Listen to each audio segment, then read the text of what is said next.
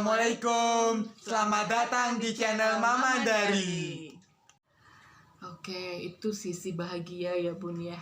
Ternyata benar, Allah itu tidak pernah menciptakan seorang hamba dengan gagal. Itu nggak pernah. Pasti ada yang namanya kelebihan dan ada juga kekurangan.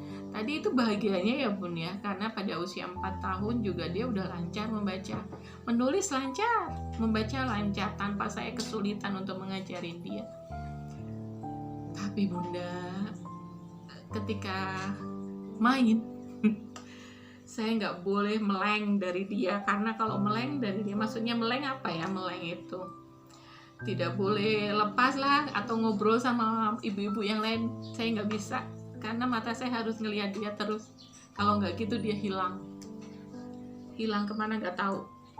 Karena itu tadi, karena memang dia masih belum bisa kontrol kemana larinya. Dia ada yang menarik di sebelah sana, menarik, nyampe sana dia udah sibuk melihat yang lain yang lebih menarik, dia samperin. Jadi dia seperti itu. Jadi rasa ingin tahunya yang besar, tapi tidak didukung sama konsentrasi yang bagus ya mungkin ya. Nah dari situlah benar-benar yang luar biasa.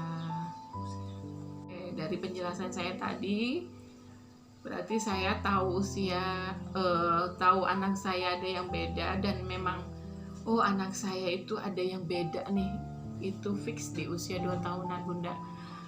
Waktu itu dia di playgroup, jadi usia 2 tahun pas dia itu saya masukkan sekolah, di sekolah playgroup gitu.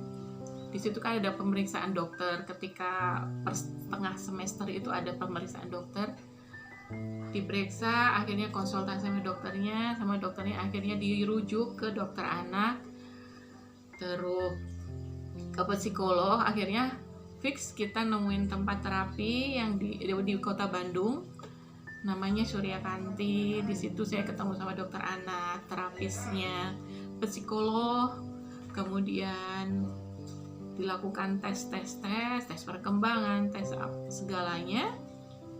Akhirnya Kakak Sultan dapat terapi namanya terapi okupasi, itu di usia 2 tahun. Tapi sebelumnya itu saya dijelasin sama dokternya, anak saya itu kenapa. Dari situlah saya baru ngebuka semuanya. Sebelumnya saya benar-benar nggak tahu, karena memang benar-benar terus terang saya memang nggak tahu kenapa anak saya. Tapi di usia itulah, ketika saya melibatkan orang yang memang kompeten di bidangnya, saya benar-benar tahu, dijelaskan semuanya anak saya seperti apa dan penanganannya harus bagaimana, dan seharusnya harus bagaimana menangani dia itu. Dan ketika itu akhirnya anak saya dapat terapi okupasi namanya, dia untuk stimulasi perkembangan motorik kasar sama halusnya. Situ saya lihat, jadi setiap 1 minggu sekali saya ke Bandung bersama anak. Awalnya saya diantar sama suami dan segalanya itu, sama kakeknya kadang-kadang.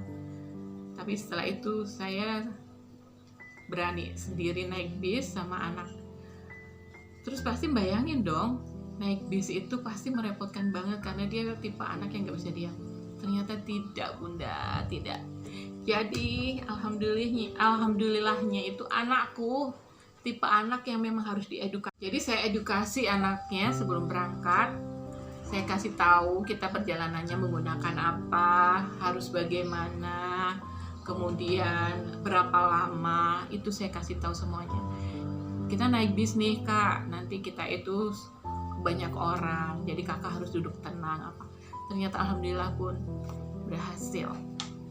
Itu pulang pergi berhasil, dan memang ternyata sampai sekarang itu memang terbukti, apapun yang, jadi nggak perlu ditakutkan gitu, apapun yang mungkin dianggap orang kendala, ternyata ketika kita edukasi dulu anaknya, kita kasih tahu anaknya efeknya begini, nanti begini begitu, alhamdulillah semuanya lancar.